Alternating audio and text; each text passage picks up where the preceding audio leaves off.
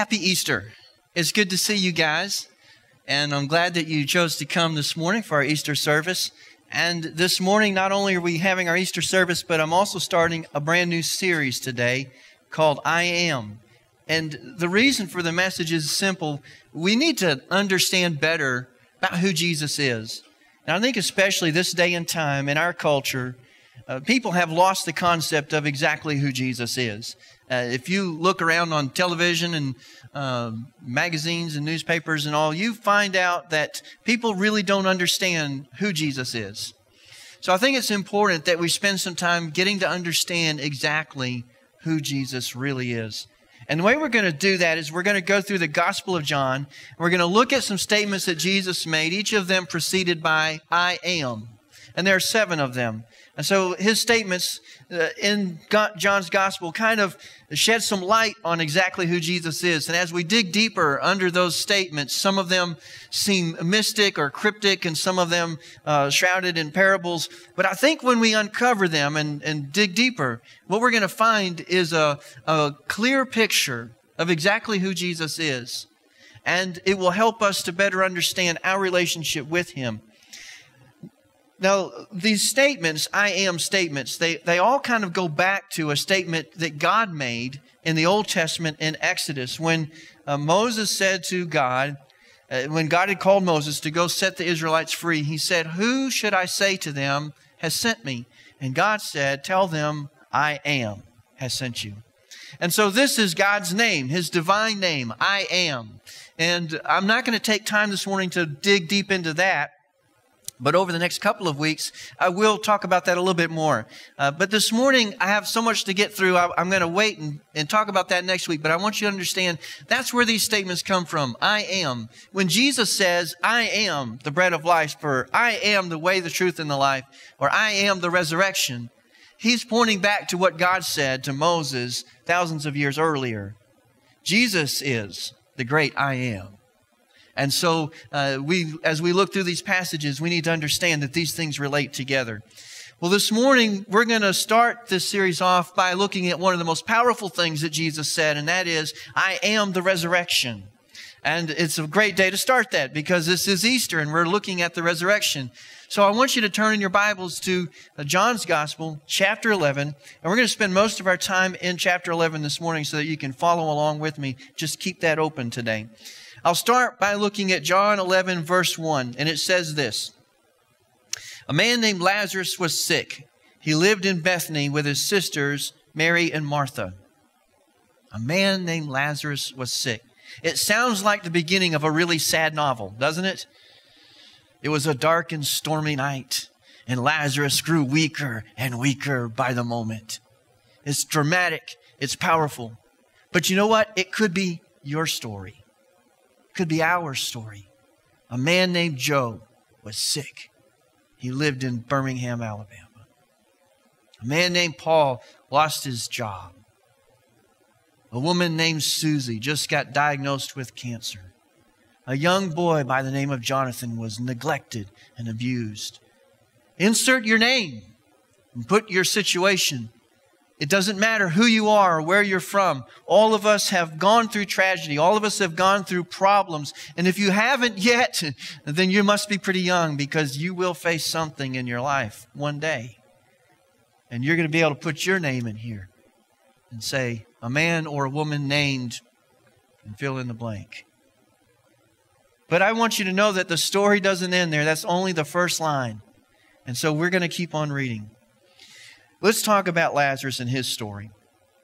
Lazarus lived 2,000 years ago, and he lived in a small village called Bethany. His sisters, Mary and Martha, lived in the same village, and he was friends with a man named Jesus, a man who had gone from village to village preaching this incredible message of hope, this man who talked about the kingdom of God, a man who would heal the sick. Those who were lame were able to walk. Those who were blind could see and the deaf could hear. A man who would cast demons out of people. This was a man like none other they had ever seen before. A man named Lazarus met a man named Jesus. And they were great friends. And anytime Jesus was near Jerusalem, he would stop at Bethany and he would spend time with Lazarus and Martha and Mary. And they developed a close relationship. But at the time this story is written, Lazarus is sick and Jesus is not in town. He has just left Jerusalem. And he's gone across the Jordan River to the east side of the Jordan because the people in Jerusalem were getting a little bit antsy and some of the religious leaders were getting pretty wound up. And they wanted Jesus dead. And so Jesus needed to kind of get away for a little bit and find a quiet place to sort of let things cool down a little bit. And so he took his disciples with him across the Jordan River, and over there they were doing ministry, just kind of staying away from Jerusalem. It's at that time that Lazarus got sick, when Jesus wasn't around. How many of you ever felt like God left town when your tragedy hit? When you get sick, God's gone. He took off. He left somewhere else to do something else. And you're standing there waiting on Him and wondering, where is God when I'm sick? Where is God when I'm having problems at work? Where is God when I'm dealing with suffering? You feel like Jesus just left Jerusalem and went somewhere else to do ministry. That's how these people felt. And so they sent a messenger because Mary and Martha knew where Jesus had gone. And so they sent a messenger to go find him, to send him word that Lazarus was sick. The message was, the one you love is very sick. And Jesus would have known what they were talking about. And so Jesus gets this message, and look at verse 5 and 6. It says this, so although Jesus loved Martha, Mary, and Lazarus, he stayed where he was for the next 2 days. He stayed where he was for the next 2 days. Although he loved them. We need to understand that. That's very important. He loved Mary, he loved Martha, and he loved Lazarus, who was sick. But we need to understand something else, that by the time this messenger got to Jesus, Lazarus was already dead. Now, the disciples didn't know that. Jesus knows it because he's God. He knows everything. And so Jesus knows that Lazarus is already dead. And we know that because when he gets back to Bethany, Lazarus has been dead for 4 days. So the day that the messenger left was probably the day that Lazarus died, probably shortly after that guy left town. Lazarus died. He was that close to death. And so Jesus waits 2 more days, and then he spends another day traveling. So that's 4 days. So by the time that man gets to Jesus, nobody else knows it, but Jesus knows it. Lazarus is already dead. So he continues to do ministry in the area where he is. And then after a couple of days, he tells his disciples, well, it's time, let's go see Lazarus. Now look what he says in verse 11. Then he said, our friend Lazarus has fallen asleep, but now I will go and wake him up. The disciples said, Lord, if he is sleeping, he will soon get better. They thought Jesus meant Lazarus was simply sleeping, but Jesus meant Lazarus had died. You can imagine, have you ever felt that way? You just wanted some rest? Like, especially if you go into the hospital, if they would just leave you alone long enough to sleep, wouldn't you just feel better? But they keep waking you up every couple of hours. And so the disciples are like, well, if he's fallen asleep, maybe that's a good thing. Maybe he'll get some rest and he'll be better. He'll be okay.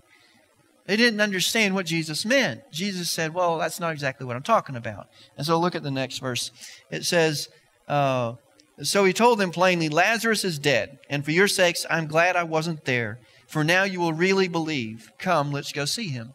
So Jesus explains to them, no, he's not exactly asleep. He's really dead. It's funny because a lot of times when we read things that Jesus says, he says things kind of weird. And so he says that Lazarus is sleeping, but what he really means is he's dead. And Jesus often spoke in strange language because he saw the world from a completely different perspective. From his point of view, Lazarus might as well be sleeping. Because we know that Lazarus has simply left this dimension where we live, this physical world, to slip into the spiritual world. And from Jesus' point of view, all he's going to do is wake him back up and call him from that world back into this world again. It's so simple. It's like waking up somebody that's asleep. So for Jesus, it really is just like waking somebody up. So you have to understand that when Jesus says things like this, we have to kind of see the world through his eyes. He saw the world completely different than you and I see it. And so raising somebody from the dead for Jesus is nothing. Absolutely nothing. There's nothing to it for him. He also said that I'm glad for your sakes that I wasn't there. If Jesus had stayed in Bethany and never left, there would have been a lot of pressure on him to do something about Lazarus, to heal him. And it would have looked really bad if he had just kind of stood there and watched him die. He needed to be away. He needed to get out of town and let things take their natural course, because Jesus knew something better was going to happen. And he knew that in the end, the faith of the disciples would be greater after the miracle what happened. And a lot of times it's like that for us. Jesus knows that after we go through suffering, after we go through tragedy, he works in our lives and he causes our faith to increase. And that's what he was looking for in these disciples and everyone else who was going to be there. Their faith was really going to jump sky high. So let's take a look at John 11, verse 20. Jesus and his disciples head back to Bethany. Verse 20. When Martha got word that Jesus was coming, she went to meet him, but Mary stayed in the house. Martha said to Jesus, Lord, if only you had been here, my brother would not have died.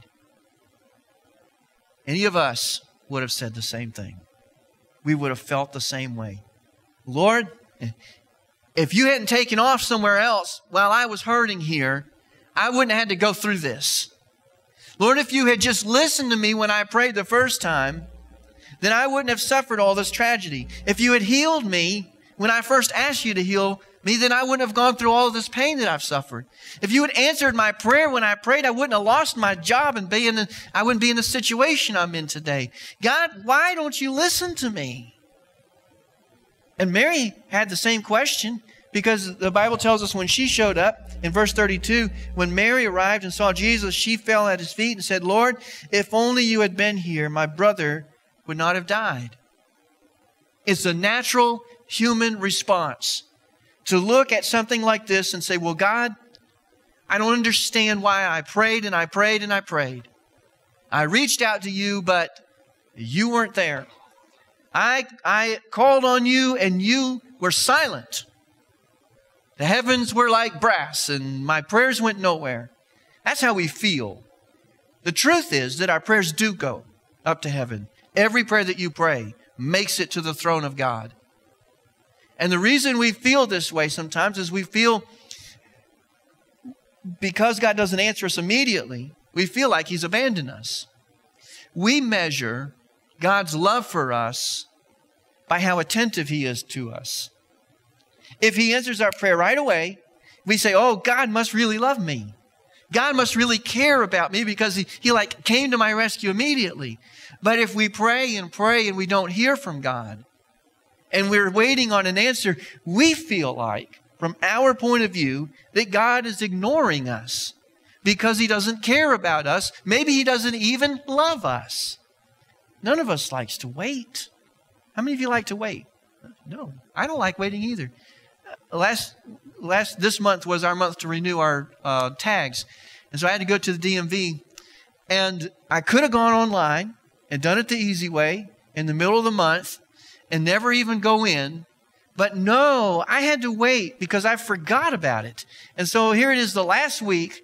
Last week, I had to get my tags, and it's a few more days left. And if I do it online, I won't get them before the end of the month. So I said, well, I got to go in. So I went into the office. I picked the wrong time. Why do I do that? I always pick the wrong time to go. It was lunchtime, and all their people had gone to lunch, and there was this long line, and I'm standing in line. And after I get in line, the line gets even longer, and it goes out to the door. And I'm like, man, I'm going to be here all day. It took me an hour to get my tags. Now, those of you who live in Jefferson County, you're saying, boy, I wish I could only just go for an hour. You guys, it's an all-day affair. I'm so thankful I live in Shelby County. And for all of you who live in Jefferson County, I'm so sorry for you. The Lord bless you. I don't like waiting. None of us like waiting, do we? And it's even more difficult when we're waiting on God. And the more serious the problem, the more difficult the waiting. The worse our problems are, then it makes it even harder for us to wait on God to answer. And it seems like an eternity when God is silent. It's not that God doesn't hear us. And it's not that God doesn't care. But God has plans that go beyond our understanding. He knows things that you and I simply can't know. He sees things that we simply can't see. He understands things that we simply cannot understand. It's in those moments when we just have to trust God. When you don't feel like God's hearing your prayers, that's the moment where, I'm sorry, but that's the moment where faith comes into action. You just have to trust that God heard you. You just have to believe that He heard you, whether you see evidence of it or not, because that's the definition of faith. Trusting that God heard you even when you don't see the evidence. Now look at what else goes on with this conversation with Jesus and Martha, because this is interesting. Martha says this, verse 22, "But I know that even now God will give you whatever you ask." Now you might immediately think, well, she's saying to Jesus, you can raise him from the dead. She's not saying that. Because look what else happens in the conversation. Jesus said to her, "Your brother will rise again." Martha answered, "I know he will rise again in the resurrection at the last day." She is not thinking about Jesus raising him right that moment. In fact, when Jesus says, "Take the stone away from the tomb," Martha's the one that says, whoa, wait a minute. He stinks. He's been in there 4 days. His body is decayed. We don't want to open that tomb. It's going to smell horrible. She doesn't have this in her mind that Jesus is going to raise him right then. That's not what she's asking. So what is it she's saying when she says to him that even now I believe that God will do whatever you ask? Here's what I think she means. Even though my brother died, even though you were gone when he was sick, even though you didn't heal him, I still believe that you are God's chosen one, that you are His Messiah. I still believe that. And I believe that you still have the power to do anything, that you are the Messiah.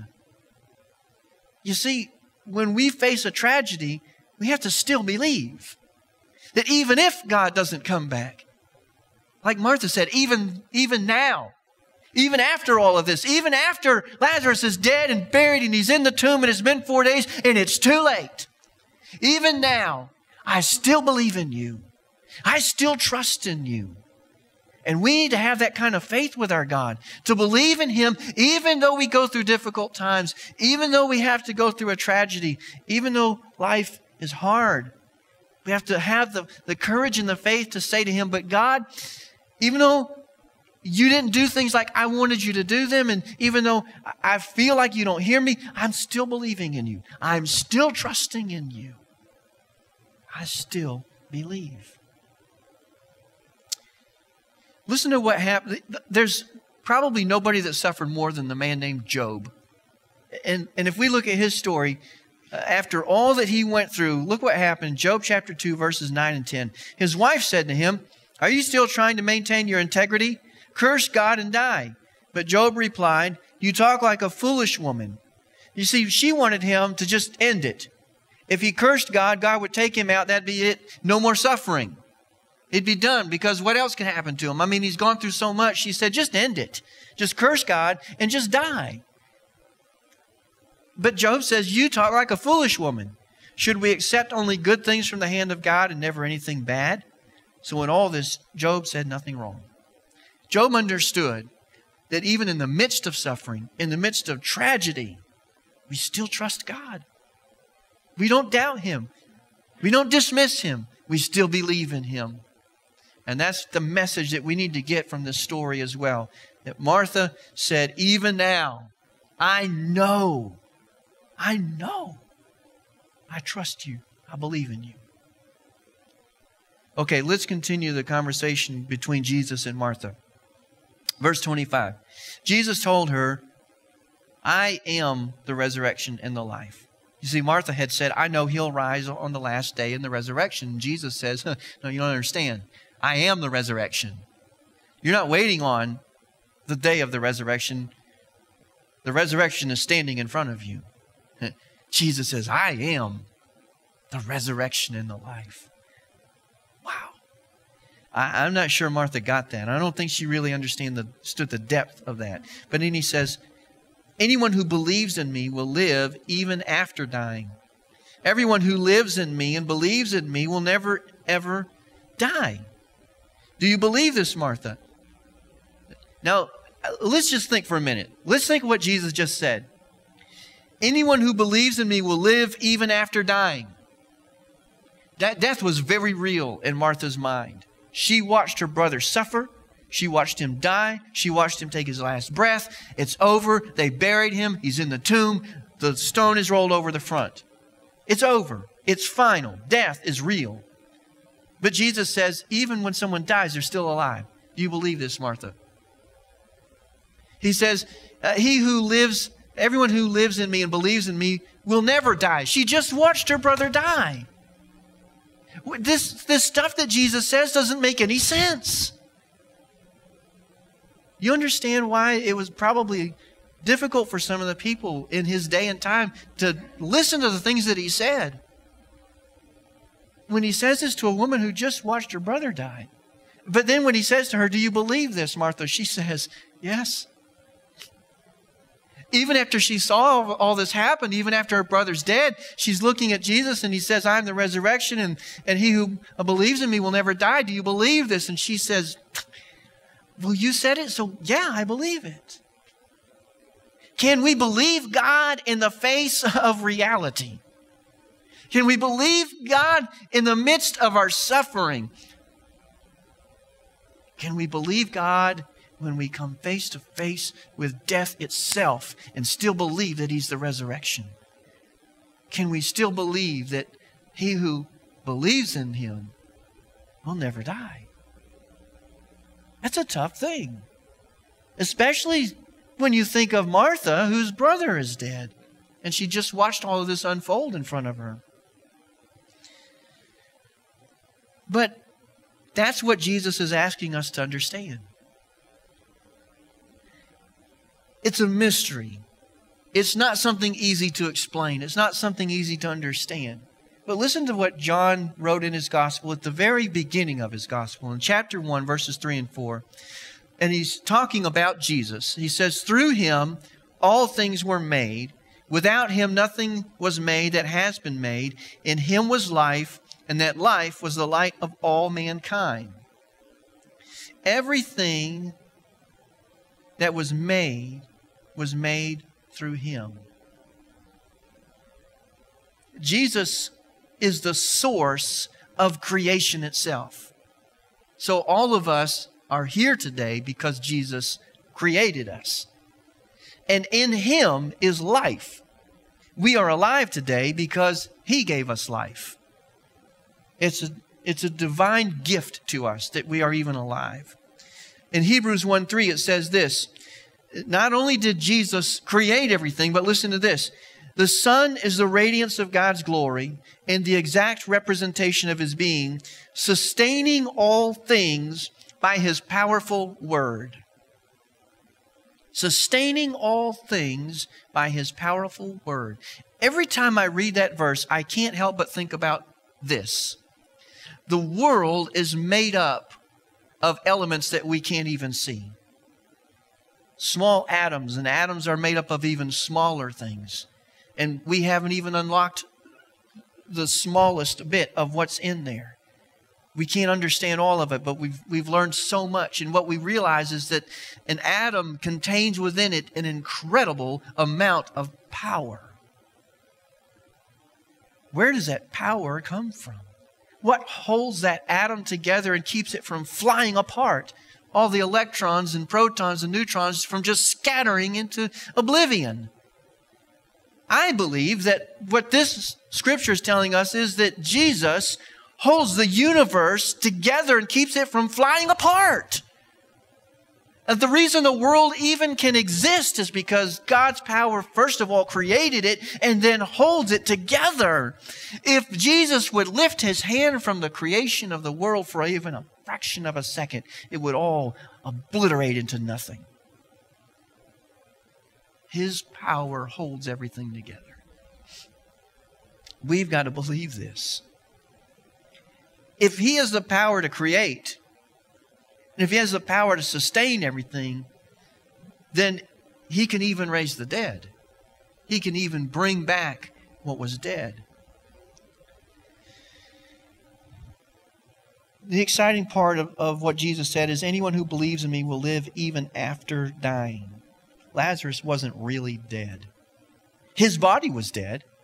The body that he lived in while he was on this earth, that was dead. But the person, Lazarus, what makes him who he is, that part was still alive. You see, you and I are the same way. We all have a body that we are given to live out our earthly life in. And while we journey on this planet, we need this body. But after our journey here is done, we don't need this body anymore. It is disposable. It's recyclable. This is like green. You talk about being green. We're green because we go back to the earth and back to the dust, and life just starts over again. Now that's renewable energy. But what's really cool is that the part that's unique in us, the part that makes us who we are, well, that part just keeps on going. It lives forever. You can't kill that part. So that part leaves this earthly world and it goes off to a spiritual realm where God is. There's a reason that Jesus waited 4 days. Because there was this Jewish superstition that said that for 3 days after somebody died, their spirit hung around. But after that third day, their spirit left, and there was no possibility of reuniting that person back with their body again. No possibility of a resurrection. Jesus waited for 2 days while he was in Perea doing ministry on the east side of the Jordan because he knew he needed to wait until the fourth day to show up. Because he knew that once 4 days were passed, he was beyond the point where anybody could say, well, it was just like a complete impossibility. Total impossibility for Jesus to raise anybody from the dead after 4 days. He made it the most spectacular, amazing miracle that it could possibly be. He did everything he could to make it incredible. And so waiting 4 days was important because they kind of believed that, the part, his soul, his spirit, it was gone. It wasn't there anymore. Well, it might as well have been 4 centuries. It doesn't matter to God. It really doesn't. 4 days, 4 weeks, 4 months, 4 centuries. What's the difference? John chapter 11, verse 41. They go to the place where the tomb is. And verse 41 says, so they took away the stone because Jesus had asked them to take the stone away. And Jesus looked up and said, Father, I thank you that you have heard me. I knew that you always hear me, but I said this for the benefit of the people standing here, that they may believe that you sent me. The reason for the miracle is to impart faith into the people who are hearing and watching what's going on. When he had said this, Jesus called in a loud voice, Lazarus, come out. The dead man came out, his hands and feet wrapped with strips of linen and a cloth around his face. Jesus said to them, take off the grave clothes and let him go. This man who had been dead for 4 days was alive. He walked out of his own tomb. Now that's got to be a sight for sore eyes. He comes out still wrapped up in all these burial cloths. It's like, you've seen the mummy? This is the real live mummy. He comes out from the dead, out of the tomb. Everybody's eyes are bugging out. Jaws are falling. They're just like, I can't believe this. This is impossible. Can you imagine the joy in Mary and Martha as they see their brother come out of that tomb? That had to have been the most incredible thing of their entire life, to watch their brother come back to life. And for everybody standing around, it was a day that none of them would ever forget. But it was also something that would seal Jesus' fate, because he knew that if he did something like this, it was going to bring down the religious leaders on his neck and they would hang him on the cross. He knew that.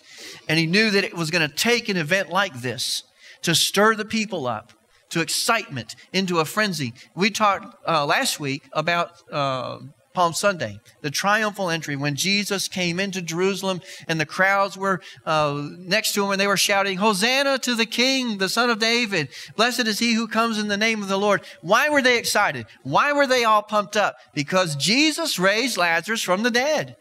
This is a man like no other. Nobody had ever seen anything like this happen. And so they were stirred up into a frenzy. Now look at what it says right after this. Verse 45. Therefore, many of the Jews who had come to visit Mary had seen what Jesus did, believed in him.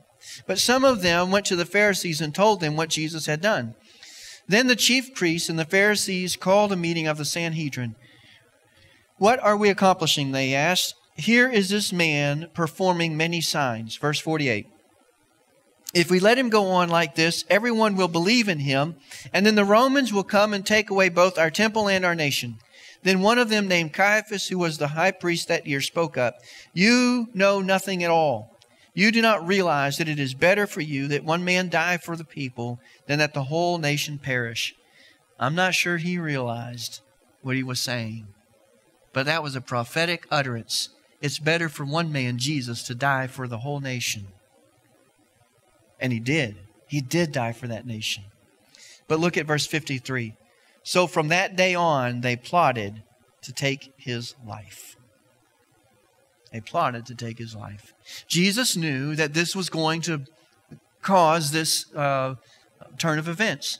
He knew that these people were going to be excited in faith and believe in him. He also knew that the religious leaders would become angry and they would want to take him out.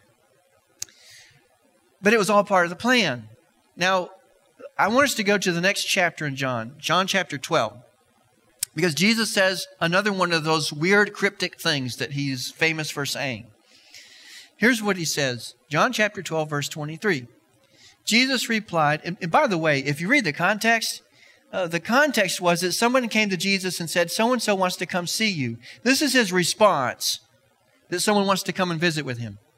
"The hour has come for the Son of Man to be glorified. Very truly, I tell you, unless a kernel of wheat falls to the ground and dies, it remains only a single seed. But if it dies, it produces many seeds." So does that mean that they can come and see you, or? I don't get it. You understand why the people were like, "Jesus, we just don't get you." I mean, we were like asking if you could have some time to see. No, never mind. Jesus said some strange things. Unless a kernel of wheat falls to the ground and dies, it remains only a single seed. I got seeds in my pocket. You were wondering why I was handing out seeds this morning at the beginning of church. It actually has something to do with the message, believe it or not. Here's an acorn. It comes from a chestnut oak that we've got all around our campus. And I think this is a hickory nut. I don't really know for sure. But we got all kinds of trees growing around the church. And they drop these seeds. A typical acorn weighs about 4 grams. That's pretty small. But do you know an oak tree can grow to be 10 tons? 20,000 pounds locked up in a 4-gram seed. We can keep this as a little seed and put it on our shelf, and it'll always be this little seed. The only way it can become a 20,000-pound tree is if we bury it and unlock the potential that's inside of it. And once it becomes a tree, over its lifetime, an oak tree can bear 10 million acorns. You can have 1 acorn or you can have 10 million acorns. What do you want? That's the difference. I've got another seed in this pocket. I've been carrying this seed around. Can you see that? No, you can't see that. That's a sunflower seed. Little bitty sunflower seed. But they make this flower with all these hundreds of seeds in it. There's a lot of potential locked up in this little seed. And I've been carrying it around my pocket for a few days. Just a little reminder to me in my mind. There's potential here. But the thing is, Jesus was saying this, I've got to die. Because my full potential will not be reached until I'm buried. Because you can't have a resurrection unless you have a death. Jesus couldn't raise Lazarus from the dead unless he died first. You understand that? Why did Mary and Martha have to suffer the loss of their brother? Why did Lazarus have to suffer the pain of sickness and dying? Well, because that was the only way he could be raised back again.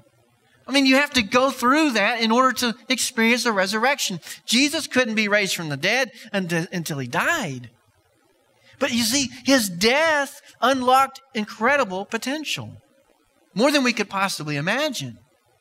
Because once he died, he paid the price for your sin and mine. Something he couldn't do until he died.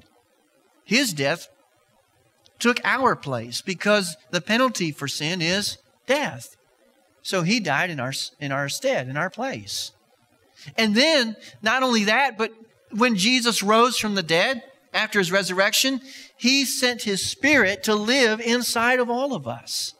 That couldn't happen until his resurrection. So Jesus could either be in one place at one time, walking around with a group of 12 disciples, or he could be in every person all around the globe. The potential was unlocked after he was buried and rose again. That's why resurrection is so important. And so Jesus died and he rose again, unlocked his potential. But here's the part that you and I might not like.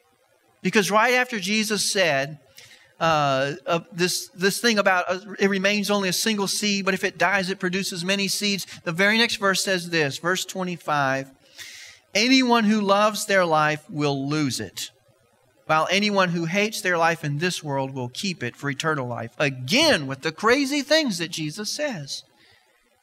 Whoever serves me must follow me, and where I am, my servant also will be. My Father will honor the one who serves me. You see, Jesus is telling us that if we want to save our life, we have to lose our life. If we want to live, we're going to have to die. Listen to what Paul said. In Romans chapter 6, verses 5 through 7, Paul is talking about baptism. You know, we baptize believers. Once they get saved, we baptize them in water. We go down in the water, come back up again. And it's symbolic. It reminds us of what Jesus did. He died, was buried, and rose again from the dead. So it's a symbol. It reminds us of that. But listen to what Paul says about baptism. Verse 5 of chapter 6 in Romans. For if we have been united with him in a death like his, we will certainly also be united with him in a resurrection like his. For we know that our old self was crucified with him, so that the body ruled by sin might be done away with, and that we should no longer be slaves to sin, because anyone who has died has been set free from sin. The only way for us to be set free from sin is to die. Because as long as we're alive, we're still slaves. But once you die, you no longer belong to the one who held you as a slave. You say, well, I don't want to die. I want to live. Okay, but you don't have to die physically. That's the whole thing. But we need to die spiritually. We need to let go. We need to surrender. We need to die in this way. We need to say, you know what? I'm not in charge of my life anymore. No matter how hard I try, no matter how many times I do this over and over again, I keep getting things wrong. I keep messing up. I keep failing. But once we realize that if we will let go of control and surrender our life to Jesus, then we can live. And we can live a new life. You see, when Jesus died and was buried and then rose again from the dead, I told you he died for us, but he also was raised for us. When we believe in him, when we have faith in Jesus, what Jesus did becomes ours. So his death becomes our death. But his resurrection becomes our resurrection. We spiritually, in a spiritual sense, we die to our old way of life And we rise again in a resurrection to a new way of life. We're like the seed. We allow ourselves to be planted in the ground. You have to let go of this. I can't let this seed grow if I'm always holding it in my hand. The only way for this thing to grow is for me to let it go. I've got to let it go. But once I let it go and it gets buried in the ground, then it becomes something wonderful. And it's the same thing with our life. I got to let go of my life. I've got to relinquish control in my life and let Him have control. Once I do that, by faith, I'm united with Him. His death counts for my death. It should have been my death, but now it's His. But His resurrection is my resurrection. My new life is only possible because He rose from the dead. And that's the exciting part about all of this. Romans 10:9 says this, if you declare with your mouth Jesus is Lord and believe in your heart that God raised Him from the dead, you will be saved. How do we get saved? By saying the right prayer, by going to church enough, by giving enough in the offering, by reading your Bible enough times. No, none of that. None of that. When you believe in your heart that Jesus rose from the dead, when you speak it with your mouth, Jesus is Lord. In other words, He's my Lord. He's going to take control of my life. I give it up to Him. By faith, we're saved. You couldn't do enough good things to get saved. There aren't enough prayers for you to pray to make you saved. It's only when you believe in your heart. And it's the most simple act. The most simple thing. And then what happens? Like the seed, we let go. We bury our life in the ground. We die to our old life. We rise to a new life. Romans 8:11 says this, and if the Spirit of Him who raised Jesus from the dead is living in you, He who raised Christ from the dead will also give life to your mortal bodies because of His Spirit who lives in you. The choice is ours today. We can keep our single seed, our life. We can keep control of it. We can hold on to it and say, this is my life. I'm going to do what I want with it. I have control over this thing. I'm going to do what I want with my life. You can do that. This is all you're ever going to have. This is it. Now let's use this little seed. This is all you're going to have. This is all you're going to have. Your single little life. But if you will let go of this, if you will surrender this, and you will say, God, I can't really do much with this, but I know if I give it to you, it'll become something greater than I could ever imagine. We bury it. We let it go. We drop it. And then what happens? Well, it becomes so much more than just one seed. It becomes something much greater than we could ever possibly imagine. Imagine the Spirit of Christ living in you, pouring His Spirit into your life. It's not one seed anymore. It's a multiplicity of seeds. It's a life poured out for Jesus. It's a life that bears great fruit for Him. But it only happens when you let it go.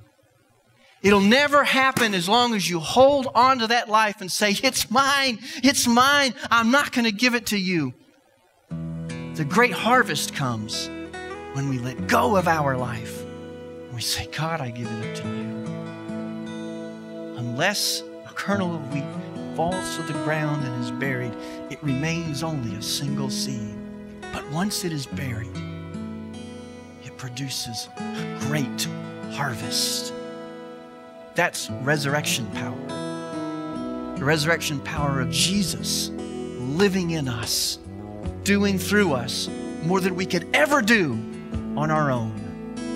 That's the story of Easter. Would you stand with me?